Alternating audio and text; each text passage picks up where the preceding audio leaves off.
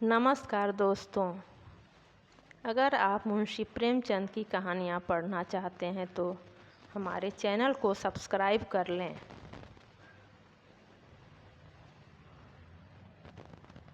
आज की कहानी है कौशल।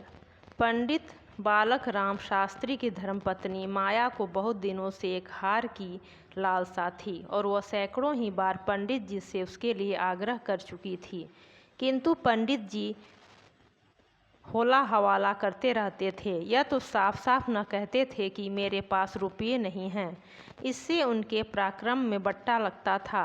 तरकनाओं की शरण लिया करते थे। गहनों से कुछ लाभ नहीं, एक तो धातु अच्छी नहीं मिलती, उम्र भर सोना रुपये के 8 आने कर देता है, और सबसे बड़ी बात यह कि घर में गहने रखना चोरों को न्योता देना है। घड़ी भर के श्रृंगार के लिए इतनी विपत्ति सिर पर लेना मूर्खों का काम है। बेचारी माया तर्कशास्त्र न पढ़ी थी, इन युक्तियों के सामने निरुत्तर हो जाती थी। पड़ोसिनों को देख देख कर उसका जी ललचा करता था, पर दुख किससे कहे। यदि पंडित जी ज़्यादा मेहनत करने के योग्य होते तो यह मुश्किल आसान हो जाती, पर वे आलसी जीव थे। अधिकांश समय भोजन और विश्राम में व्यतीत किया करते थे। पत्नी जी की कटुक्तियाँ दुगनी मजूर थी, लेकिन निद्रा की मात्रा में कमी न कर सकते थे। एक दिन पंडित जी पाठशाला से आए तो देखा कि माया के गले में सोने का हार विराज रहा है। हार की चमक से उसकी मुख ज्योति चमक उठी थी। उन्होंने उसे कभी इतनी सुंदरी न समझा था। पूछा, यह हार किसका है? माया बोली, पड़ोस में जो बाबू साहब रहते हैं उन्हीं की स्त्री का है। आज उनसे मिलने गई थी, यह हार देखा, बहुत पसंद आया, तुम्हें दिखाने के लिए पहन कर चली आई। बस ऐसा ही एक हार मुझे बनवा दो। पंडित दूसरे की चीज़ नाहक मांग लाई, कहीं चोरी हो जाए तो हार बनवाना ही पड़े, ऊपर से बदनामी भी हो। माया, मैं तो ऐसा ही हार लूँगी, 20 तोले का है। पंडित फिर वही जिद। माया, जब सभी पहनती हैं तो मैं ही क्यों न पहनूं?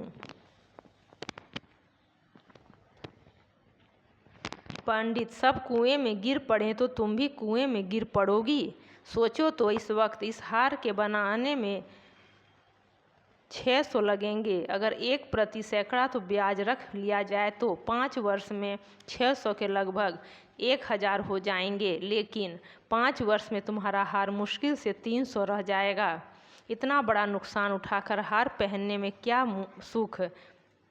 यह हार वापस कर दो, भोजन करो और आराम से पड़ी रहो। यह कहते हुए पंडित जी बाहर चले गए।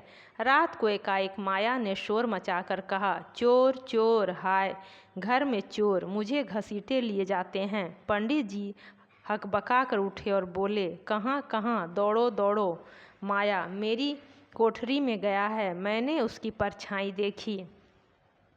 पंडित, लालटेन लाओ, जरा मेरी लकड़ी उठा लेना। माया, मुझसे तो मारे डर के उठा नहीं जाता। कई आदमी बाहर से बोले, कहाँ है पंडित जी, कोई सेंध पड़ी है क्या? माया, नहीं नहीं, खपरेल पर से उतरे हैं। मेरी नींद खुली तो कोई मेरे ऊपर झुका हुआ था। हाय राम, यह तो हार ही ले गया, पहने पहने सो गई थी, मुझे ने गले से निकाल लिया। हाय भगवान! पंडित, तुमने हार उतार क्यों न दिया था? माया, मैं क्या जानती थी कि आज ही यह सुप्रीत सिर पड़ने वाली है। हाय भगवान! पंडित, अब हाय हाय करने से क्या होगा, अपने कर्मों को रो। इसीलिए कहा करता था कि सब घड़ी बराबर नहीं जाती, न जाने कब क्या हो जाए। अब आई समझ में मेरी बात। देखो, कुछ और तो नहीं ले गया। पड़ोसी लालटेन लिए आ पहुँचे। घर में कोना कोना देखा, करिया देखी, छत पर चढ़कर देखा, अंगवाड़े पिछवाड़े देखा, शौच गृह में झांका, कहीं चोर का पता न था। एक पड़ोसी, किसी जानकार आदमी का काम है।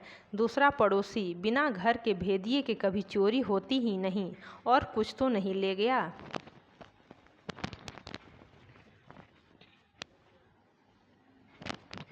माया, और तो कुछ नहीं गया, बर्तन सब पड़े हुए हैं, संदूक भी बंद पड़े हुए हैं। निगोड़े को ले ही जाना था तो मेरी चीज़ें ले जाता, पराई चीज़ ठहरी। भगवान, उन्हें कौन मुँह दिखाऊंगी। पंडित, अब गहने का मज़ा मिल गया ना। माया, हाय भगवान, यह अपजस बड़ा था। पंडित, कितना समझा के हार गया। तुम न मानी। रात की बात में 600 निकल गए। अब देखूं भगवान कैसे लाज रखते हैं। माया, अभागे मेरे घर का एक एक तिनका चुन ले जाते तो मुझे इतना दुख न होता। अभी बेचारी ने नया ही बनवाया था। पंडित, खूब मालूम है, 20 तोले का था। माया, 20 ही तोले का तो कहती थी। पंडित, बधिया बैठ गए और क्या। माया, कह दूंगी घर में चोरी हो गई, क्या जान लेंगे। अब उनके लिए कोई चोरी थोड़ी ही करने जाएगा। पंडित, तुम्हारे घर से चीज़ गई, तुम्हें देनी पड़ेगी। उन्हें इससे क्या प्रयोजन कि चोर ले गया या तुमने उठा के रख लिया। बतियाएंगी ही नहीं। माया, तो इतने रुपये कहाँ से आएंगे। पंडित, कहीं न कहीं से तो आएंगे ही, नहीं तो लाज कैसे रहेगी। मगर कि तुमने बड़ी भूल। माया, भगवान से मांगने की चीज़ भी न देखी गई। मुझे काल ने घेरा था, नहीं तो घड़ी भर गले में डाल लेने से ऐसा कौन सा बड़ा सुख मिल गया। मैं हूँ ही अभागिनी। पंडित, अब पछताने और अपने को कोसने से क्या फ़ायदा। चुप होके बैठो। पड़ोसिन से कह देना, घबराओ नहीं, तुम्हारी चीज़ जब तक लौटा न देंगे तब तक हमें चैन न आएगा। पंडित, बालक राम को अब नित्य यही चिंता रहने लगी कि किसी तरह हार बने। यूँ अगर टाट देते तो कोई न थी। पड़ोसिन को संतोष ही करना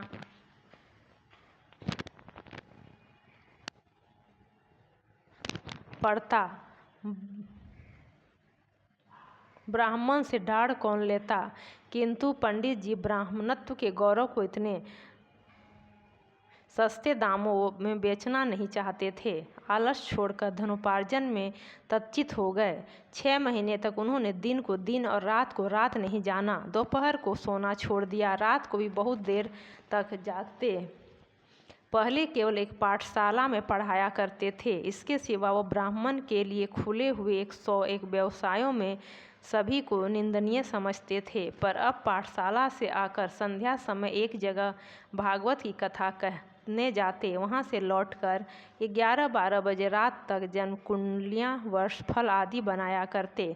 प्रातःकाल मंदिर में दुर्गा जी का पाठ करते। माया पंडित जी का अध्यवसाय देख देख कर कभी कभी पछताती कि कहाँ मैंने यह विपत्ति सिर पर ली। कहीं बीमार पड़ जाएं तो लेने के देने पड़ें।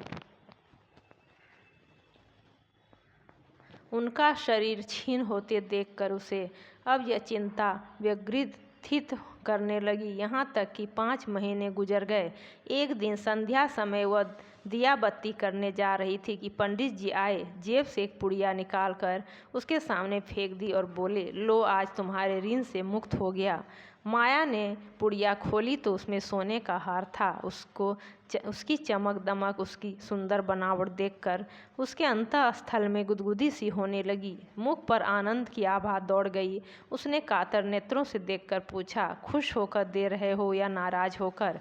पंडित, इससे क्या मतलब। ऋण तो चुकाना ही पड़ेगा, चाहे खुशी से हो या नाखुशी से। माया, यह ऋण नहीं है।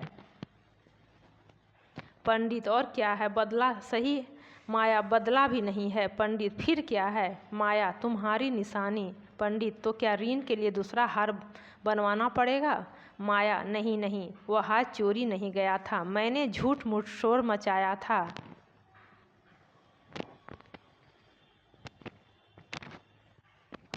पंडित, सच। माया, हाँ, सच कहती हूँ। पंडित, मेरी कसम। माया, तुम्हारे चरण छूकर कहती हूँ।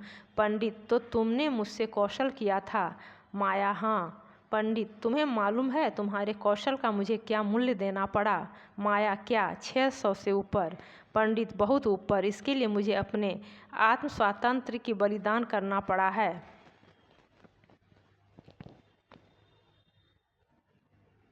दोस्तों, अगर आप मुंशी प्रेमचंद की और भी कहानियाँ पढ़ना चाहते हैं तो हमारे चैनल को सब्सक्राइब कर लें और हमें सपोर्ट करें। धन्यवाद।